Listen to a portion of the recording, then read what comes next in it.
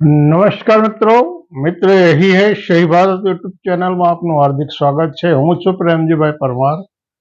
મિત્રો, ભારતના સંદર્ભમાં ભારતના રેફરન્સ સાથે વાત કરવી છે, પરંતુ એક જૂની ફિલ્મનું કથા યાદ આવે છે। સગાડશા શેઠના નામે એક ફિલ્મ હતી અને એમાં એવું દ્રશ્ય બતાવવામાં આવે છે કે સગાડશા શેઠને એવો નિયમ હતો, એવું વ્રત રાખેલું હતું કે રોજ એક વિપ્રને જમાડ્યા પછી પોતે જમવું, અને એ પોતાના નિત્યક્રમમાં કાયમ માટે બંધાયેલા રહેતા। એના કારણે એમના પ્રદેશમાં એમની વાહવાહી ખૂબ થતી હતી।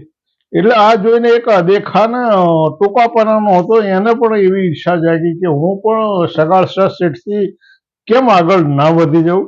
એટલે એણે પણ આ ક્રમ શરૂ કર્યો।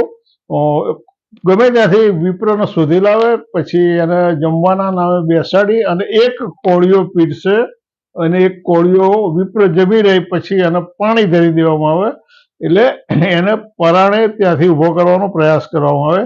એટલે આવા ઓછાપણાના લોકો હોય એ પોતાની હેસિયત ન હોવા છતાંય સમગ્ર પ્રદેશમાં, રાજ્યમાં, દેશમાં અથવા વિશ્વમાં પસરાઈ જવા માટેના પ્રયાસો કરતા હોય। આજકાલ ભારતના વિશ્વગુરુ બનાવવા દેવાની વાતો ચાલે છે, પરંતુ આપણા સો છિદ્રો, કેટલા સો છિદ્રો હોય, અને એ સો છિદ્રોને સાથે રાખી, અકબંધ રાખી, એનું નિરાકરણ કર્યા સિવાય પણ સમગ્ર વિશ્વની ઉપર, સમગ્ર વિશ્વ કરતા મુઠ્ઠી ઉચેરા છે એવું કઈ રીતે બની શકે? કઈ રીતે વિશ્વગુરુ બની શકો? વિશ્વગુરુ બનવા માટેની તો ક્ષમતા બહુ મહાન હોવી જોઈએ। એ તો જે દેશો સમગ્ર દુનિયામાં જેની વાહવાહી છે ને એનો જે અભ્યાસ કરીએ તો ખ્યાલ આવે। પણ અહીં તો આપણે વાત કરવી છે એક વિદેશી નાગરિક, ફ્રેન્ચનો એક વિદેશી નાગરિક પણ ભારતની જે જાતિ પ્રથા, જાતિ ભેદ અને એના જે દૂષણો છે ને એના ભોગ બન્યા। કઈ રીતે ભોગ બન્યા કે એક 32 વર્ષીય ફિલ્મ નિર્માતા, ફ્રેન્ચ ફિલ્મ નિર્માતા, અને એનું નામ વેલેન્ટાઇન હેનાઉટ નામના ફિલ્મ નિર્માતા ભારતની અંદર આવ્યા અને ભારતમાં એમને જે કડવા અનુભવો થયા અને એના આધારે એમણે ભારતમાં એકાદ વર્ષ જેલ ભોગવવી પડી, કેમ એની વાત કરીએ છીએ। એના આધારે એમણે પુસ્તક લખ્યું છે, અને એ પુસ્તક એમણે ફ્રેન્ચ ભાષામાં લખ્યું, પણ એનો અંગ્રેજી અનુવાદ એવો છે, I had an Indian dream in the hell of the Gorakhpur jail. આ પુસ્તક એમણે ફ્રેન્ચ ભાષામાં લખ્યું છે।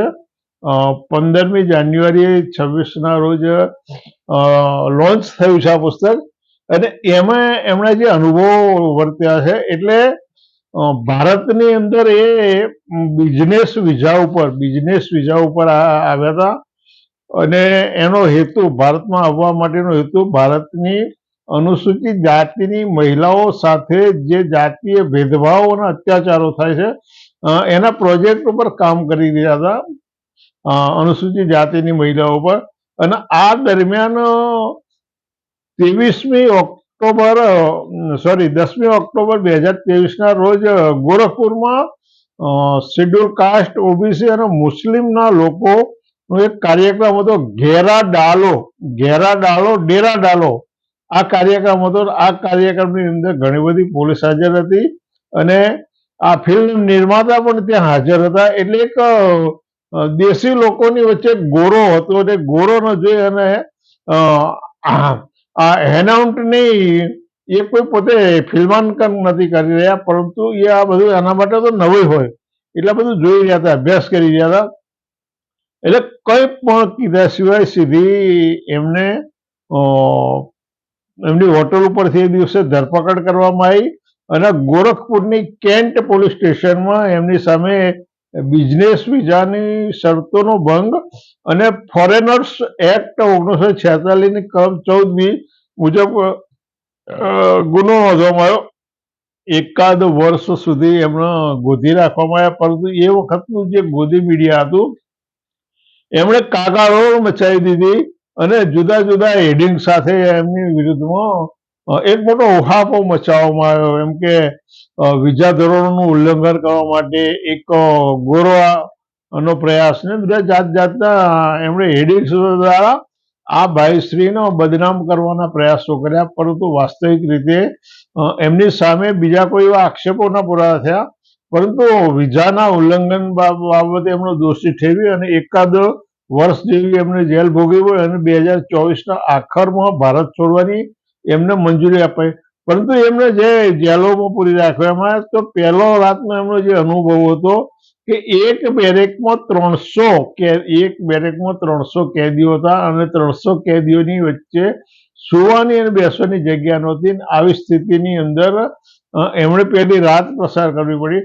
એટલે જે માણસ ભારતની જાતિ પ્રથા, વર્ણ પ્રથા અને એના દૂષણોનો અભ્યાસ કરવા આવ્યો હતો, જેને જાતિ અને વર્ણ સાથે કઈ લેવા દેવા નહોતો, અને એ હેતુના કારણોસર એ બિહાર, ઝારખંડ અને ઉત્તર પ્રદેશની અંદર પ્રવાસ કરી રહ્યા હતા. અને એ પ્રવાસ દરમિયાન આ બધું જોઈ રહ્યા હતા, અને એમાં એક કાર્યક્રમની અંદર એ અનાયાસે એનો ભાગ બન્યા, અને એક વિદેશી નાગરિક હોવાના કારણે પણ એ અનુસૂચિત જાતિ, ઓબીસી અને મુસ્લિમોનો સંયુક્ત કાર્યક્રમ હતો, અને એના કારણે આ ભાઈશ્રી જે એમનો પુસ્તક છે એની અંદર એમનો ઉલ્લેખ છે કે એમાં રાજકારણ પણ પ્રેરિત હતું, એટલે રાજકારણનો પણ ઈશારો હતો. એટલે રાજકીય રીતે સૂચનાઓ મળી હોય એવું બની શકે, રાજકીય રીતે સૂચનાઓ મળી હોય એવું બની શકે, પરંતુ એમને જે કનડગત થઈ 1 વર્ષ લાંબો સમય એમણે જેલ વિતાવવો પડી, અને જેલની અંદર જે કંઈ એમનો અનુભવ થયા એમાં કોઈ સારો અનુભવ હોય નહીં, કારણ કે અહીંયા તો માણસને માણસ તરીકે નહીં પણ એની જાતિ કઈ છે, કઈ વર્ણનો છે એ રીતે જોવામાં, અને એ પછી એના આધારે એની જોડે વર્તન કરવામાં આવે છે. એટલે ભારતની જાતિ પ્રથા ભારતના સીમાડાઓ ઓળંગી અને દુનિયાના તમામ દેશોમાં પહોંચી જાય છે. ભારતના બ્રાહ્મણ, ક્ષત્રિય, વૈશ્ય, શુદ્ર, અતિશુદ્રનો તો એને કાયમ કનડી છે. ભારતના શુદ્રો, અતિશુદ્રનો કાયમ કરડી છે, પણ એક વિદેશી નાગરિકને આ જાતિ પ્રથા નથી છોડતી. કેમ કે તમે અનુસૂચિત જાતિ, જનજાતિ અથવા અન્ય પછાત વર્ગના લોકોના હમદર્દ બનવા અથવા તો એના હામી બનવાનો જો તમે પ્રયાસ કરો તો તમે એ જાતિ પ્રથાનો ભોગ બની શકો.